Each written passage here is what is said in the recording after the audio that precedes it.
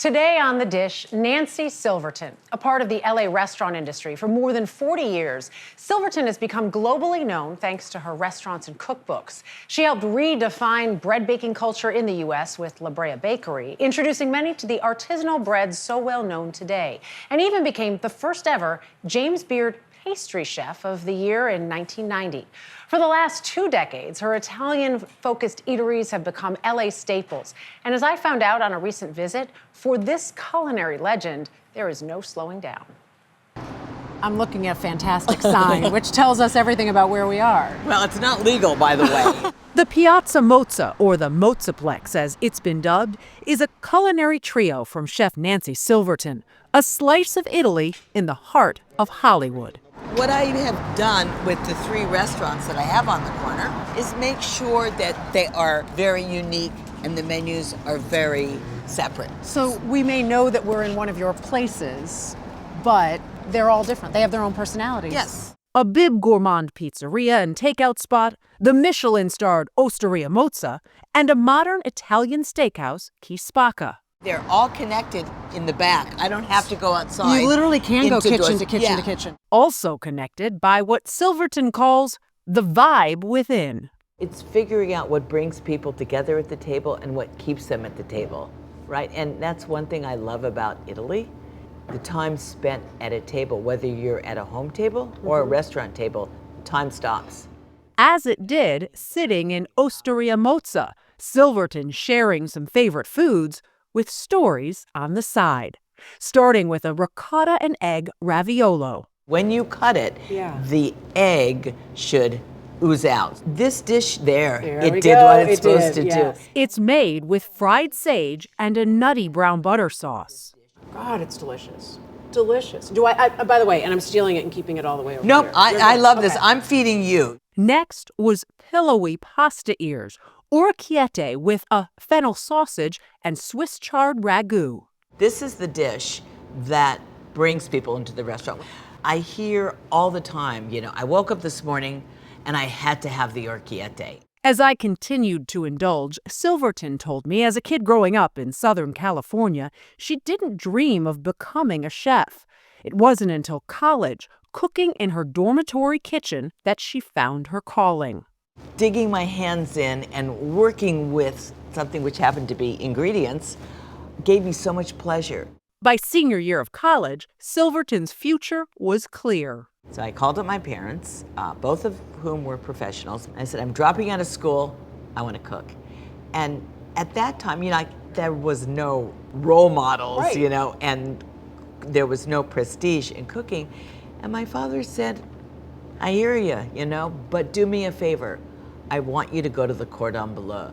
Did you finish your degree in No. college? You didn't. No. Second semester, by the way. I had 1 semester to go. And they didn't say to me, well, you got to finish and right. then let's talk. Silverton would learn technique at the Cordon Bleu in London, but her approach to food came from the taste she experienced through Chef Alice Waters. I went to eat at Chez Panisse, and that was a life-changing meal. How simple it was and how delicious it was. And that immediately was my guide to the kind of food that I was going to cook. And you know what? It's never changed. Yeah. No matter the spotlight, like at Wolfgang Puck's Spago, one of LA's celebrity hotspots of the 1980s, where Silverton was head pastry chef. With all of the attention that Wolfgang was getting in the press, I got to ride on his coattails. So I like to say, I wouldn't be where I am today if I wasn't at Spago. I could have just been lost in the cracks somewhere else. It also helped shape the kitchens Silverton would run. Campanile with her then husband, Brea Bakery, and her current corner of Los Angeles. Working with Silverton is being part of her restaurant family.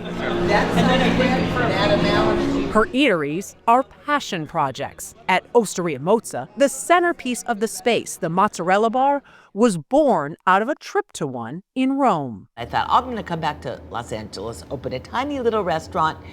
I'll stand behind a counter and I'll do all sorts of things with mozzarella. Because, when you think of the very subtle, milky flavor of mozzarella, it's kind of like the chicken of the cheese world. Anything goes with it. For my tasting, a buffalo milk mozzarella from Campania, Italy, served with 4 sauces, a salsa romesco, caperberry relish, black olive tapenade, and a basil pesto. There was also Silverton's signature salad, the Nancy Caesar. All the traditional ingredients from egg and anchovy to the crisp of the romaine lettuce, with Silverton then adding her personal spin. Instead of croutons, crostini, served as an open-face-like sandwich to be eaten by hand. And you don't have to, since you are on camera I don't care. and the No, world is no, seeing you. I am doing is as told. Pick up a leaf with one hand and the crostoni in the other Yeah. and kind of Like bite a it. bite to bite? Yeah. And then Yeah. you gotta, but you need to get some anchovy there. You are not shy. I love No. it. How do you, if you don't love food, if you don't actually dive into it, you're not going to taste it. No. There was more. Osteria's crispy duck, served with Brussels sprouts and a pear mostarda. And not one, but 2 desserts. A torta della nonna, a cheese and honey grandmother's tort, and this butterscotch budino, a pudding with caramel, sea salt, and whipped cream, served alongside a pine nut and rosemary polenta cookie. Oh, wow. Oh, my gosh. And then eat a little rosemary cookie with cookie. And the flavor, so it turns what's really simple into something that's a little bit more sophisticated. Baker, chef, restaurateur, and cookbook author. Silverton, at age 70, wears so many hats, you might think she's ready for a little downtime. You wouldn't want more than the 6 bites that you get. But think again. Is there ever a time where you can envision yourself not being in these kitchens? I can't, and I'll tell you why. It's because what I love. And so when people say they retire, retire from what? Yeah. That's, to me, that's when I retire from life, almost. Like when I go to Italy, Yeah. what do I do as soon as I get there? I start to cook. And a lot of people will say, why are you cooking on your vacation? It's that, That's what you because love. I'm breathing and I'm walking and, talking.